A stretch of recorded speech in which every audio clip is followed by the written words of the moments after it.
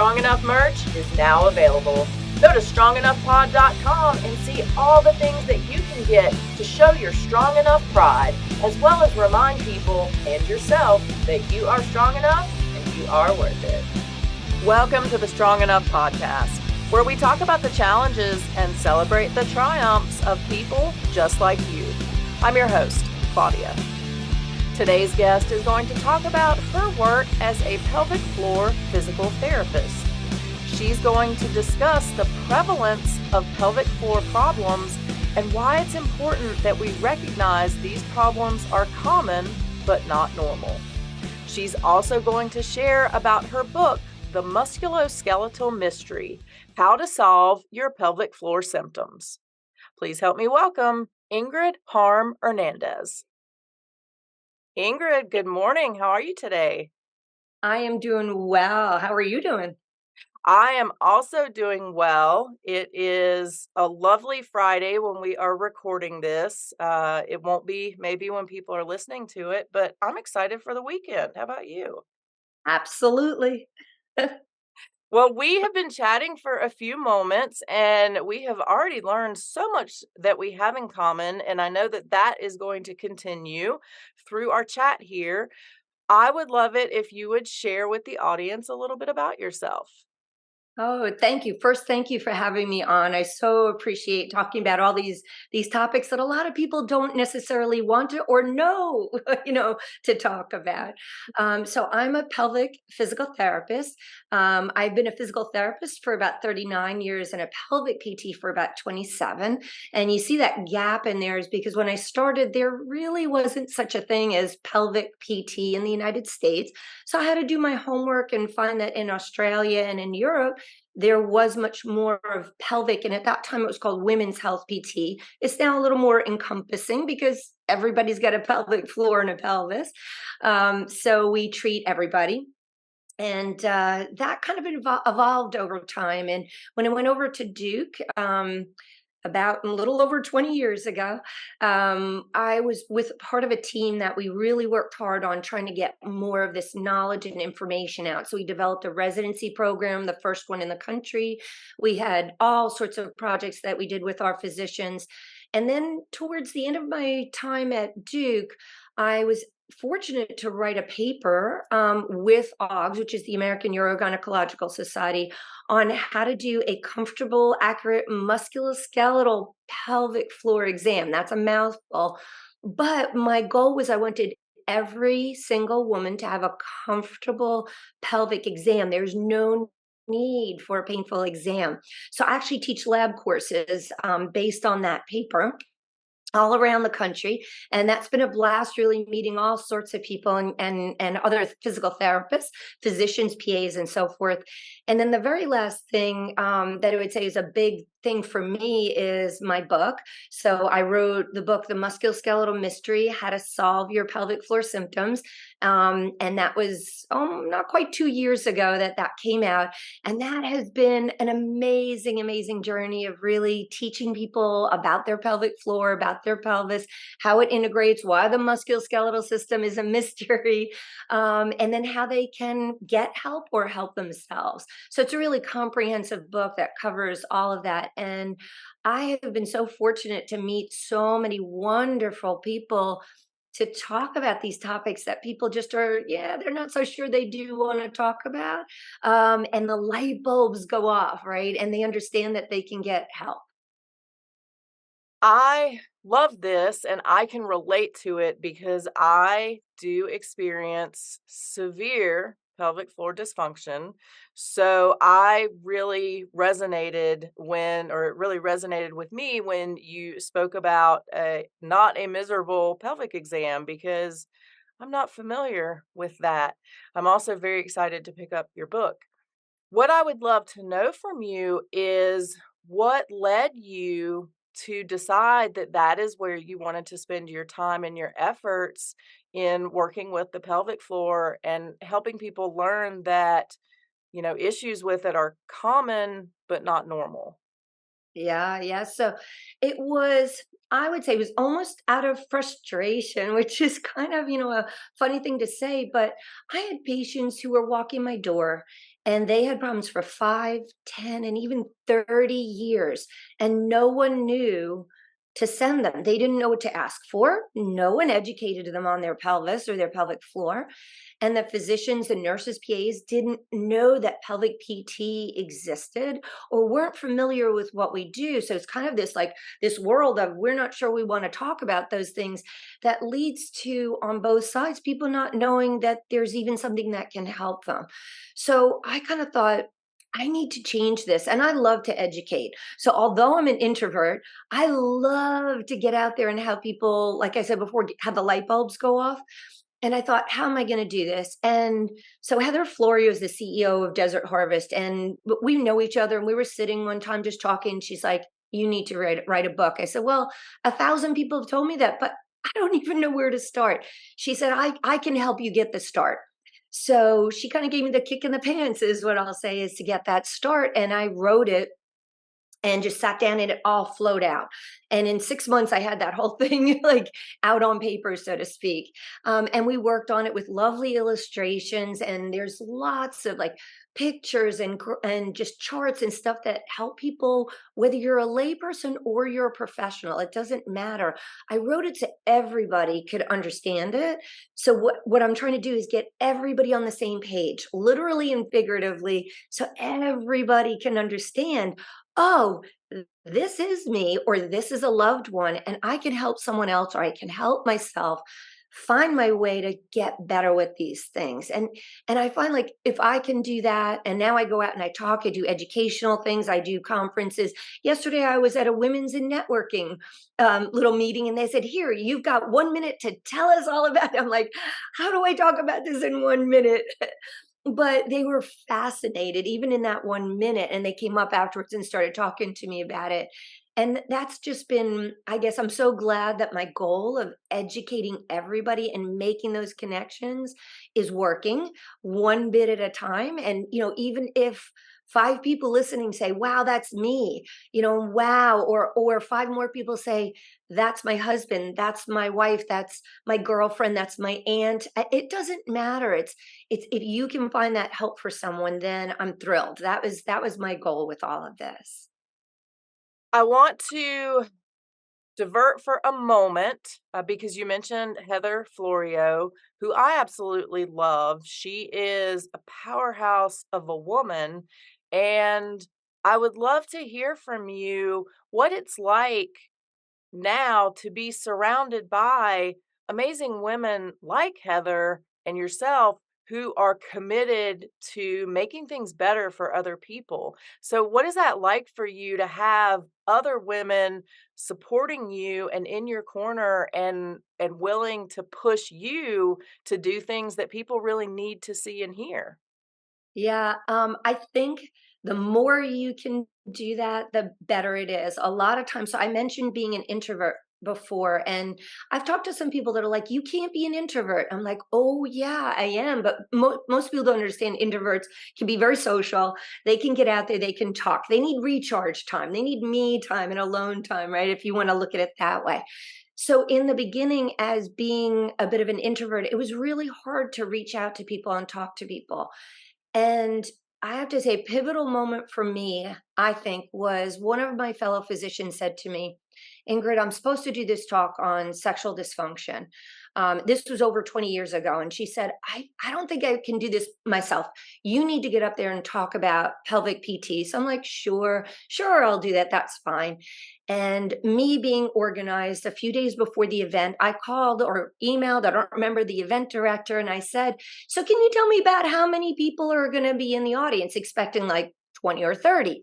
And she said, "Oh, we're well over 300 and it keeps growing. There's going to be standing room only in this ballroom." I was like, "What?" So, I had to get my Superman pose, my diaphragmatic breathing, and all the things that I teach other people, and kind of get up and talk to one person at a time. And the pivotal moment for me was, I can do it. Why am I not reaching out to other people? Why am I not saying things? Why am I not forming a network? And so that gave me kind of that push to start reaching out. And when I reached out, people came back and we formed a bigger and bigger network. That was awesome for my patients because at the end, I had this amazing network of sex therapists and acupuncturists and massage therapists and other physical therapists that you feel like you've got a platform under you that people are encouraging you to stand up and talk about what's important, and you get over yourself, right? You get over whether it's an introvert or you're shy, it doesn't matter. You get over that. And I think that's where the team of amazing women, when you see other people doing it, you kind of say, I think I can do that. And the more you do it, you do it. So I think that's the benefit of having that network. And studies show that having a network like that improves everything, your ability to do things, your I'll call it your mental attitude, like how do you approach things, how do you do things, that all gets influenced. So I encourage everybody, reach out, don't be shy, do it one person at a time, that's okay, and before you know it, you've got your network. Let's talk a little bit more about networks, but in the medical care sense, because I advocate for people to have a care team anytime that you're dealing with a chronic illness. And really, anybody should have an entire care team. It shouldn't be just one person. So, will you talk a little bit about the importance of making sure that you have the right people on your team and why it's important to have a care team? Yeah, that's such a perfect comment. The team, right? So actually, in the book, there's an entire section on forming your team, because especially when you talk about pelvic conditions, rarely is it something that, okay, you can just go in, you get some treatments, and you're done.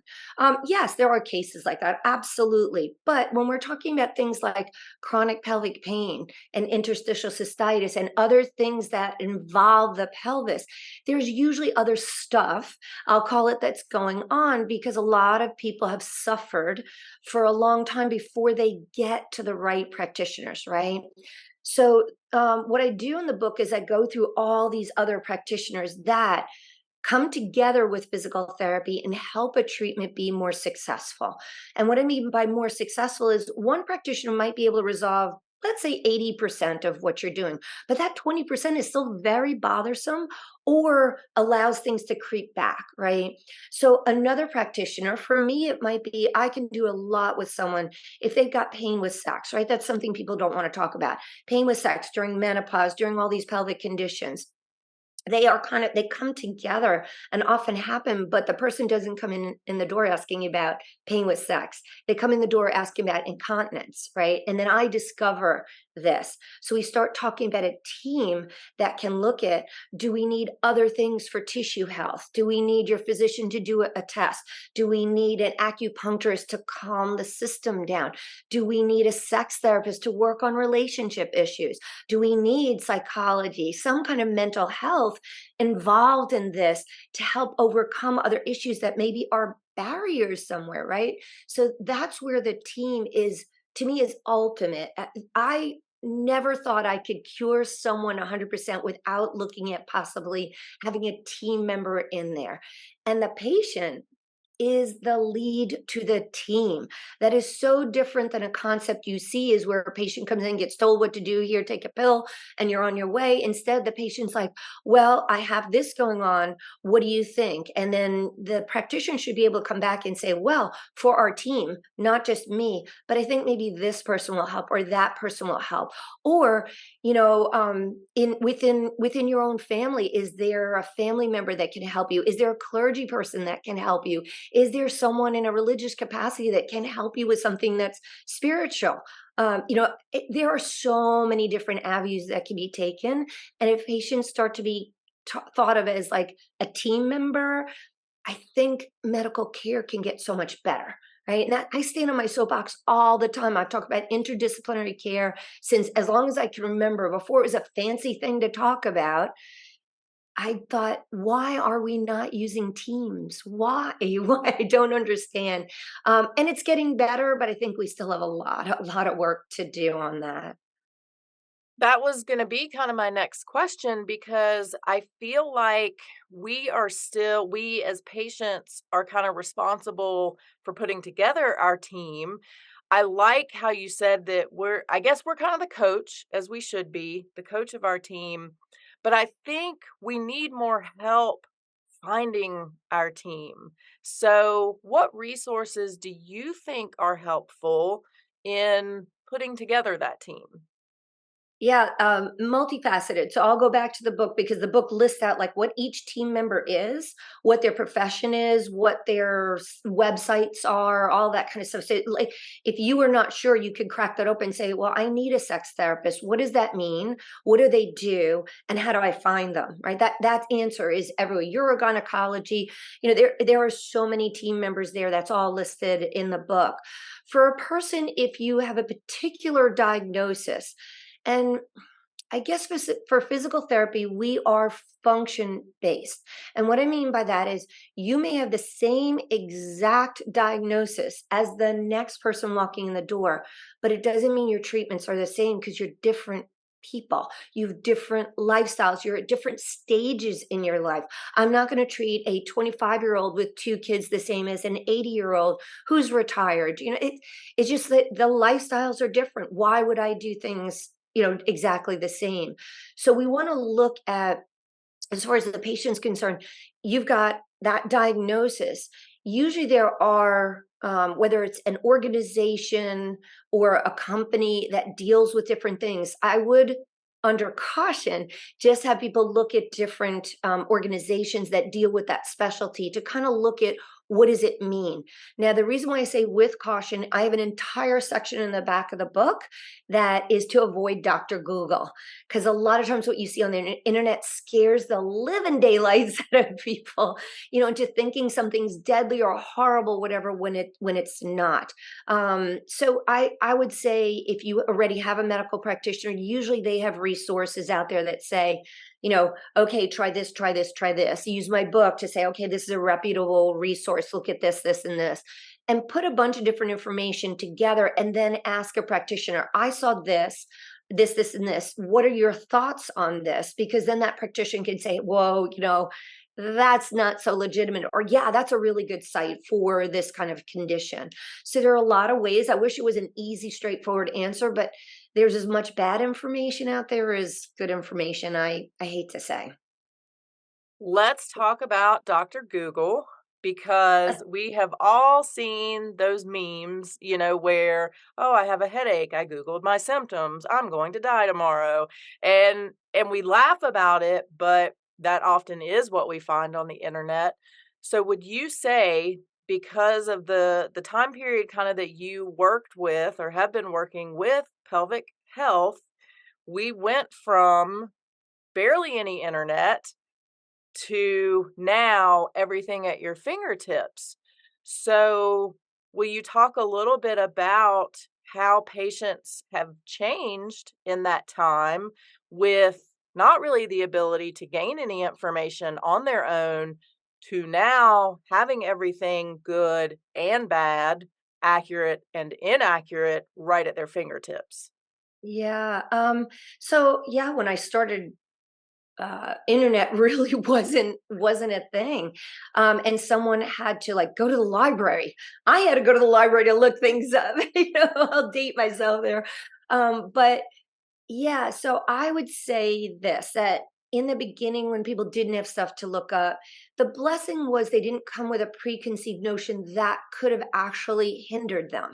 They came in, they listened to what you said. Okay, this is good. They could follow it. I still would recommend other team members, even way back then, when I building whatever I had as a network. Fast forward to today, people come in with preconceived notions that can really scare the bejeebers out of them. So they come in very upregulated, very anxious, very, oh my gosh, this is horrible. And I heard all these things, and my neighbor said this. And, they end up being so, the word upregulated that I use is their whole system is ready to go. The anxiety is high. Now you have to bring someone down off of that in order to treat them well. And physical therapists, and especially pelvic PTs, incorporate a lot of this, like whether it's things for diaphragmatic breathing and calming the body and so forth, because we see so much of it. The pandemic, oh my gosh. What changes I saw in my patients during the pandemic was very difficult. It's really difficult being a practitioner on a lot of levels during the pandemic. But a lot of times, like when we were doing telemed, I'd have to say to my patients, okay, so we're for a second, we're going to throw regular PT out the window. We're going to do diaphragmatic breathing. We're going to make sure you go outside, you see greenery, you do things that are with your family members, whoever is healthy, do things that you still see people. And I'd have to start with that. And I said, okay, now we can go back to doing what we do in pelvic PT world.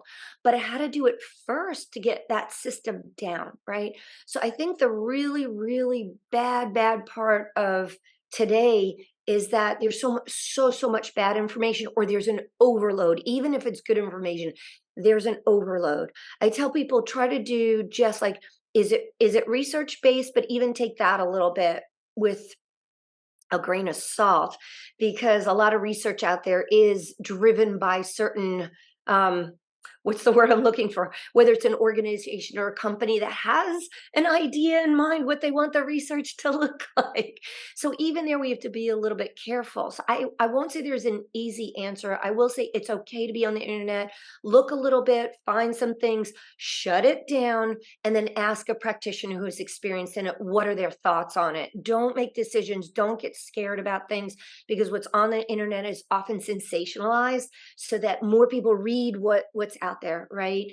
And it's so hard. I have 4 videos on the pelvic detective on YouTube, and people have watched it and so forth, but it's interesting that sensationalized things by some star gets all these hits when you're trying to put legitimate information out there. And like, people, please, listen to something that's by an expert rather than things that will scare the living daylights out of you. I had an experience with that because I am one of those people that Googles everything. And I normally do take it with a grain of salt. But a few years ago, I had sinus surgery and they had to put the splints into my nose for a couple weeks. And so I started Googling a couple nights before what it was like when those things came out, because sinus surgery was not pleasant. And immediately I was terrified because every person that I looked at was like, "Oh my gosh, this was the worst thing ever, getting these things taken out. I thought I was gonna die. It was horrible. The pain was worse than the surgery." And so I'm freaking out now and get into the doctor's office and it was nothing. Literally just they pulled them out and I was like, "Wh what was everybody complaining about?" So I completely have experienced what you're talking about in l filtering through the information, and somehow the sensationalized information finds its way to the top of the pile. So, what do you think we can do to try to get the good information hitting higher up? Is there anything we can do, or do we just have to cross our fingers and hope? I think the more people try to look for the kind of the reputable sites, whether it's a major, institution, it could be Duke, it could be, the Mayo Clinic, it could be other organizations that are well known, their reputations based on what's out there. They're not going to put sensationalized information out there. So really try to start with major organizations like that. And there's plenty out there that lists out, this is what's going on. There's research backed, these are the prevalence of this condition, this is what may happen. It's not like, oh my gosh, if you have this, they may talk that, I'll give you an example. So let's say 5% of the population that has this condition has something, a more severe or significant reaction, or has symptoms that are more significant. The website will list out, well, 95% this and this, and 5% this, which you're like, okay. The sensationalists will be like, everybody's got this problem and you need to take this, herb and that. If you start to see a site that's got that, shut it down. Don't continue to look at it, because the more we look at those sites, the more they get to the top. That's how these these systems that they have on social media is, it encourages hits on something, and before you know it, that gets a snowball where something that's got good information does not, because the algorithm just doesn't work well, right? So people have to realize there are algorithms that get us to do things, and social media is so well trained in these, that makes us want to funnel down a path. And it's a big issue overall in life right now, as we funnel down paths instead of meeting people, talking to people. It doesn't matter if you agree with what I say or not. Let's all be able to talk with each other. We're all human beings, right? That's the bottom line. We're all human beings. It doesn't matter if we agree on everything or not. So these algorithms, just like everyday life in medical, that's what they do. They put us down a path. So ask people to try to find the most reputable, large organizational websites that will give you more reliable information, and try not to do the sensationalized. I won't mention names, but like I said, there are stars out there that put information. I'm like, who made you the expert? You know, I don't understand this. You can't counsel people on stuff. You don't have the knowledge base yet. People watch them and follow them every day. So try to stick with reputable sources is the bottom line. So, one of the things that has been on my mind a lot lately, because of an organization that I'm on the board of, is companies who are trying to sell the cure for a lot of different circumstances. And it's very frustrating because you flip through ads or you see them online of, you're cured in 1 2 3, and it's really bugging me lately. I love somebody like Heather, who is doing research, who is doing clinical studies, who isn't, saying buy my product and you're going to be cured. She talks about the benefits. How frustrating is it for you as an expert to see some of these companies who are trying to sell desperate patients a quick fix? Yeah, it's horrible. It's horrible because they've been sold a bill of goods. They've been told you're going to feel great, and they start taking things, and then there's, of course, oh, you have to do it for months and months and months, and there's no benefit. So a lot of the supplements out there are not regulated at all. There is research that shows that there's a benefit of, I'll give you, vitamin D has an, immune system benefit, and that has been researched. So a lot of times I'd have to talk to my patients about what has actually been reviewed, researched, and said, okay, yeah, there is some benefit to this. It's still not a cure-all. There's nothing out there that you could say is a cure-all. Can it benefit some people? Sure, probably it could. Others, not so much, but to the tune of thousands and thousands of dollars, right? And I think that's what bothers me so much is, so much gets out there that we don't know what's really in that bottle. We really don't, right? Even the supplements, you don't honestly know, okay, is this 100% what's supposed to be in there? So that's my beef with the whole supplement industry, is it's not regulated, and they can get out there in front of someone just as much as someone who really has experience and knows like the overview of everything. I still reach out to, the doctors I've worked with occasionally and say, so I've heard about this touted for X, Y, and Z. What are your thoughts on that? And they can easily say, not only this is what we see in research, but they can say, we've had X number of patients that utilize that and they do get benefit from it. And it may be 80% of them that get benefit from it. But a medical practitioner will say that is like, okay, well, 50% of people get better by doing this, and usually they're in this category. So then the patient knows, well, I'm in that category. If I'm willing to try it, I could. If I'm not in that category, why am I wasting my money, right? So again, the practitioner can kind of weave you through that a little bit, but it's an advertising world. I don't think we can change that much, except to really have people be on alert that these supplements and so forth are not regulated. There is nothing that says it is a valuable or viable instrument to help you, right? And if people understand that a little bit better, then they'll be a little bit cautious to just jump in and try something new. And yeah, Heather's awesome in that she really is doing research to back up what her supplements do. And it's a product that I have absolutely recommended for my patients over and over again, because and I could see it. Like the first time I recommended it, and someone came back and like, I wish I had known about this years ago. And the more I recommended it, I had everybody coming back to me say, this is an awesome product. So I had my own little research going on that said, this was beneficial. This really helped. I got my docs who worked with me to start recommending it. And they're like, this is beneficial. So it snowballed that way because it was a product that honestly 100% helped people with whatever the issue was that was going on. I want to go back to your book for a moment because, I can't imagine what it's like for you to see change in people because of the words that you've written. So, will you talk a little bit about some of the things that you've heard from patients or supporters of patients who've had the opportunity to read your book and the benefits that they have experienced out of learning about their pelvic floor and what may or may not be going on?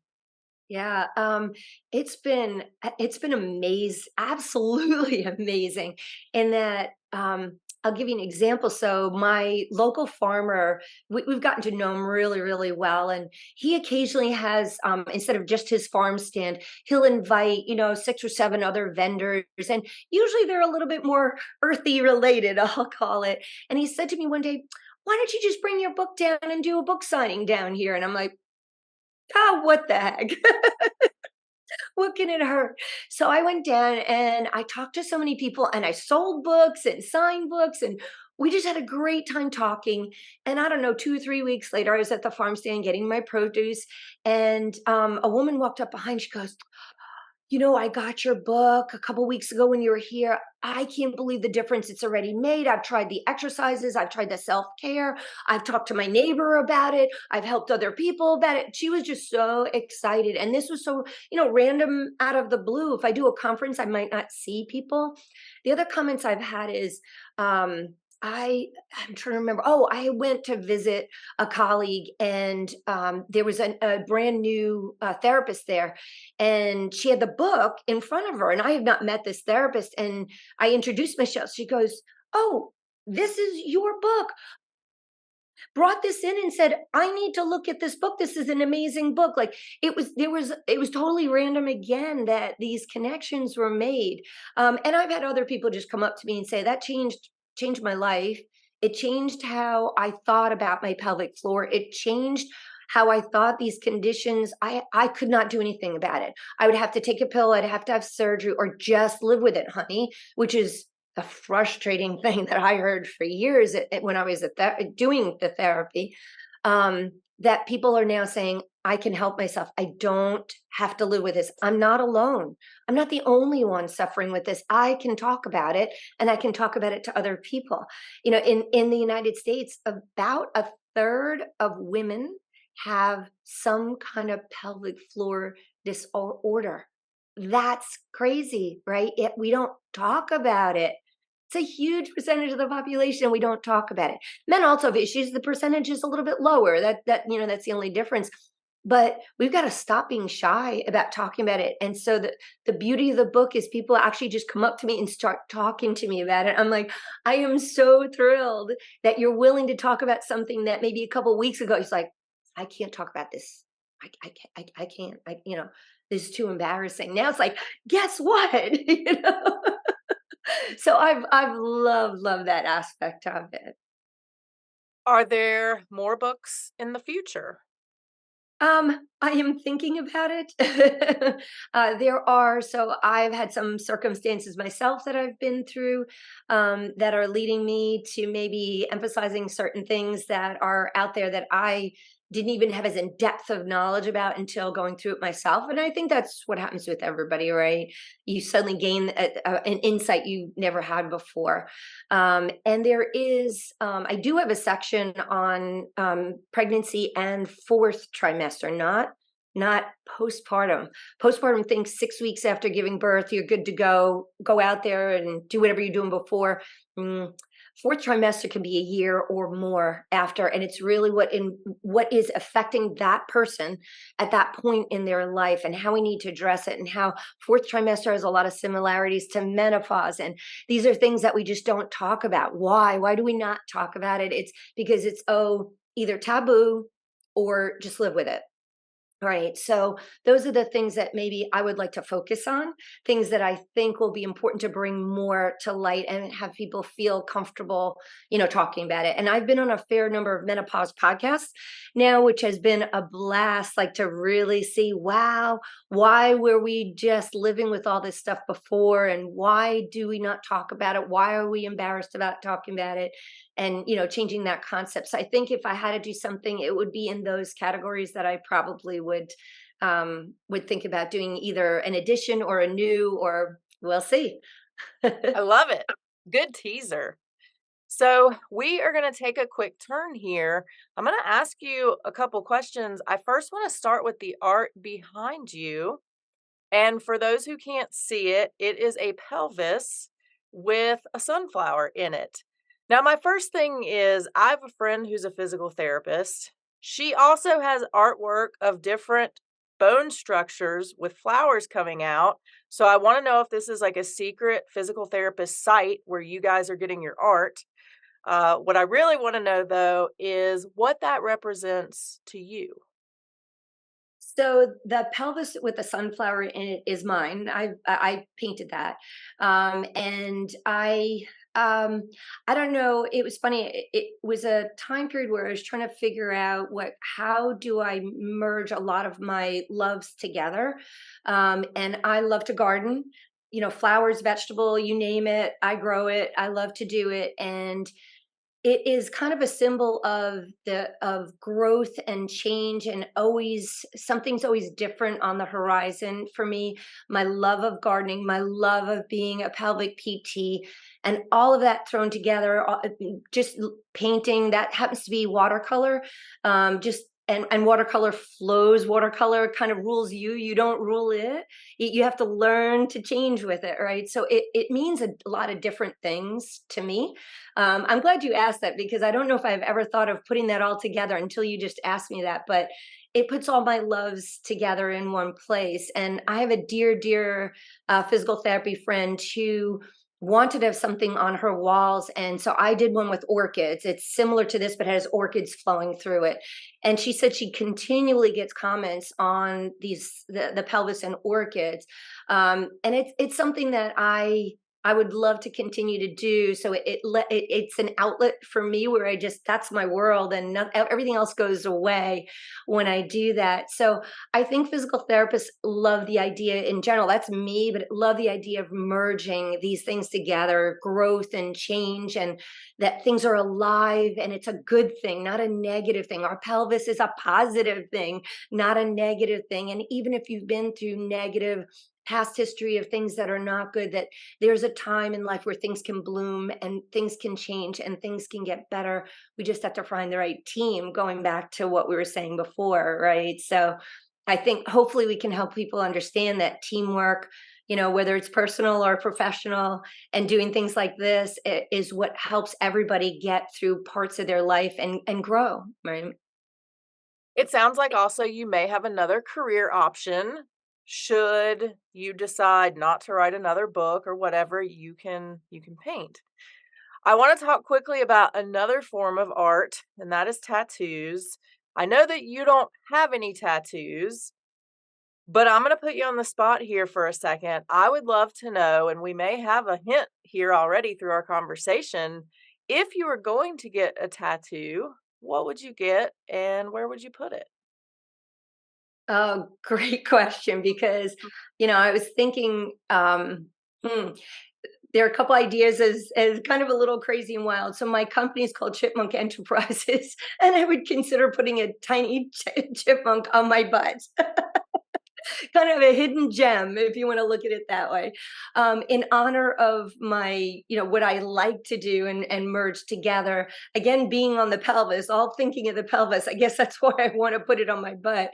um, is to do something that integrates hummingbirds and flowers. And that's kind of a family, it would mean something family wise to me. So I think if I ever were to have a tattoo, it's thinking of family unity and that kind of thing. Or, like I said, a little chipmunk that's hiding out back there.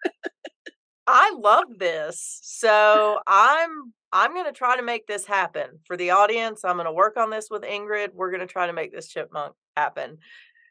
Ingrid, where can people find you? So if they want to grab your book, if they want to maybe talk to you a little bit and learn more about our pelvic floors and what's normal and what's not normal, or if they want to accompany you to the chipmunk tattoo, where can they find you?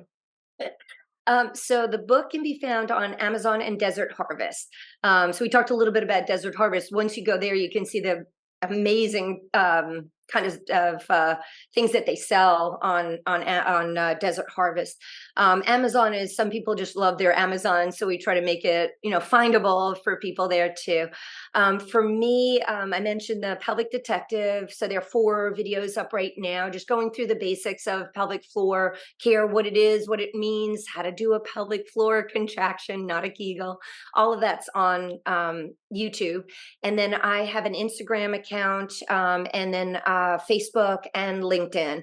So LinkedIn's been great. It's a very professional site for me. I've made amazing contacts on LinkedIn. So usually what I'll do is I don't post a ton, so I don't flood anybody's inboxes, so to speak, with that. But occasionally it's something that is relevant to that month. So next month is interstitial cystitis. I will post something that is relevant, that has information that's important to know for anybody who has interstitial cystitis. So that would be one thing. And then sometimes I do life related things. So it's just very simplistic posts that someone can get a lot of great, reliable information that we were talking about before. So that's basically what I do on social media. Excellent. Excuse me. I'm going to take one moment to plug something for interstitial cystitis, or IC, only because you brought it up. Our wonderful governor here in Colorado, Jared Polis, has actually declared September 2023 Interstitial Cystitis Awareness Month. So we just got that done. I just got the proclamation. Very exciting. So hopefully we will see some other states follow suit. Ingrid, you have been absolutely amazing. Thank you so much for taking the time today to share your experiences, to talk about the pelvic floor, and to remind people that we don't need to be shy. We need to talk about these things, get them out in the open so that we can all get help. So thank you. Oh, thank you so much. If we can just get people to understand that these conditions are common, not normal, we want to normalize the discussion, not the conditions, right? That's what I tell everybody. If we can just get it so everybody is comfortable talking about it, so many more people will get help for it. Thank you. Thank you. If you enjoyed today's episode, don't forget to subscribe and follow us on social media so you'll never miss what's going on. Remember, until next week, you are strong enough, you are worth it. Thank you for listening to the Strong Enough podcast. You can find us on your favorite podcast platform by searching Strong Enough. And on YouTube, we're on the Spear Talk channel. Don't forget to follow us on Instagram and Facebook at Strong Enough Pod. If you have suggestions for an upcoming episode or a future guest, please reach out at strongenoughpod@gmail.com. Remember, you are worth it.